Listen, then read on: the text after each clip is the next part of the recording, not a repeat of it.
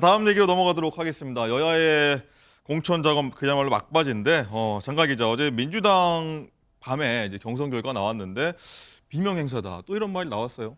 그렇습니다. 비명 송갑석 그리고 친문 도종환 의원 모두 고배를 마셨습니다.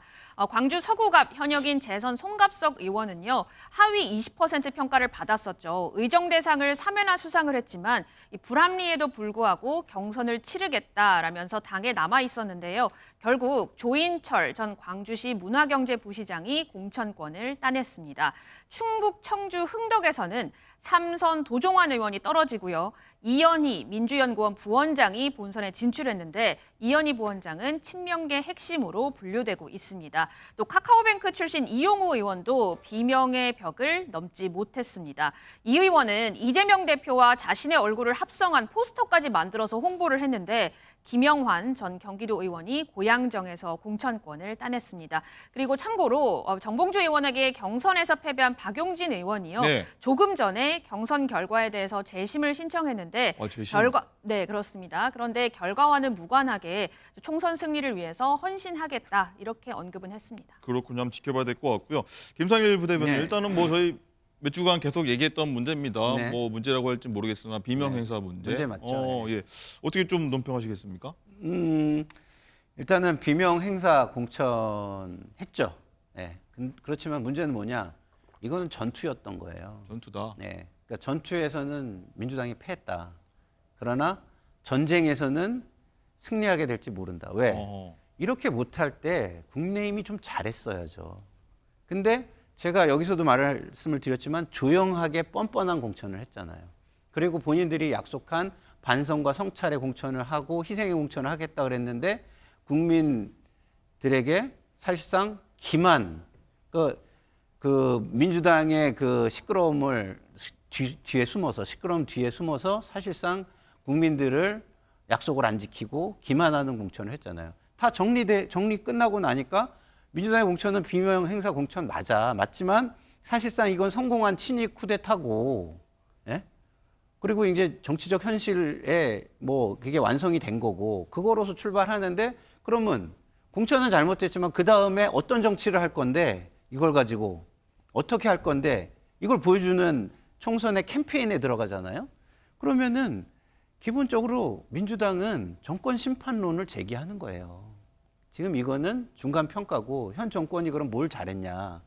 그러면 국민의힘에서는 그동안 전투에선 이겼지만 전쟁에 승리하기 위해서 저는 그런 얘기를 계속 했잖아요. 전쟁에 네. 승리하려면 이것만으로 안 되고 진짜 대통령의 핵심 참모들을 읍참마속하는 거를 한 3-4군데는 보여줘야 할 것이다. 그래야 국민들이 대통령의 기조로 윤석열 대통령 정권의 기조로만 다 끌려다니는 여당 이게 아닐 수 있겠다.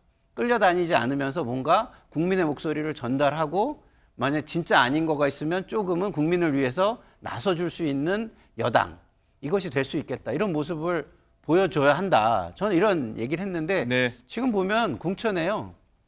제목을 붙일 수가 없어요. 막 책을 열심히 썼는데 책 제목이 없는 공천이 나왔습니다. 그러다 보니까 지금부터는 굉장히 어려워지는 것이죠. 네. 전투에서 졌지만 전쟁에서 이길 것이다 이런 말씀이 한번 들어오는데 한번 지켜보도록 하고요.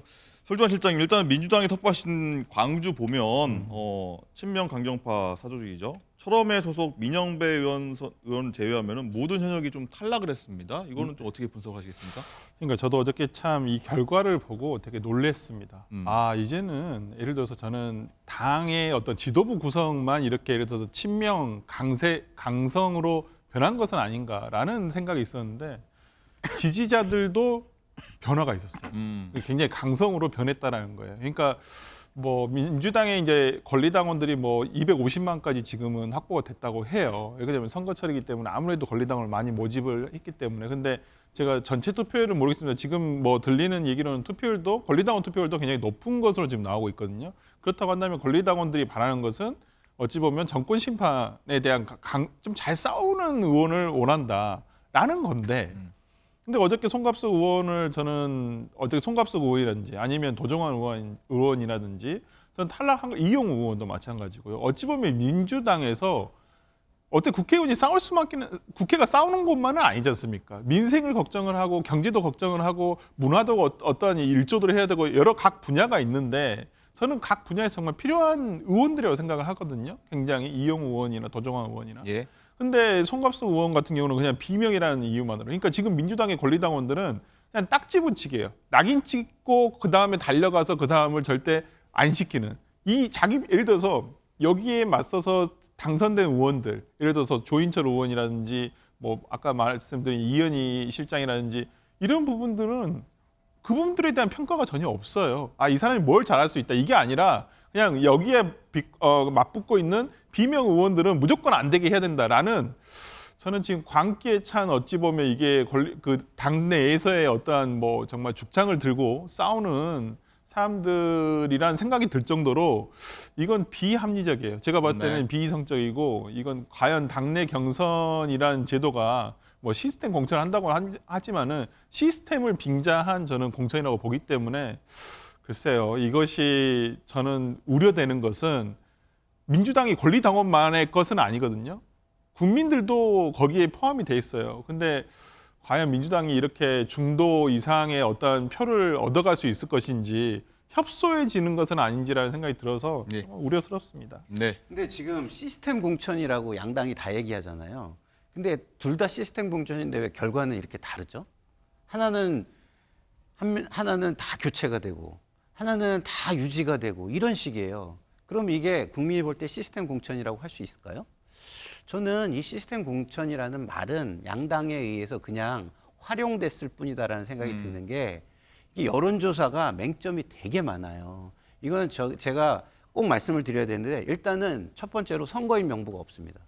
그러니까 이 결과가 조작이 됐는지 올바른 게 수행이 됐는지 투명하고 공정하게 됐는지 검증할 수 있는 방법이 없어요.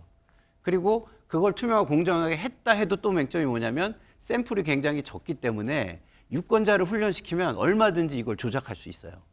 예를 들어 가지고 1000명이니까 예를 들어 내 지지자가 그 지역에 10,000명이다 그러면 10,000명에게 나는 권리당원이 아니에요 라고 얘기하면 일반 당원으로 참여할 수 있는 거예요.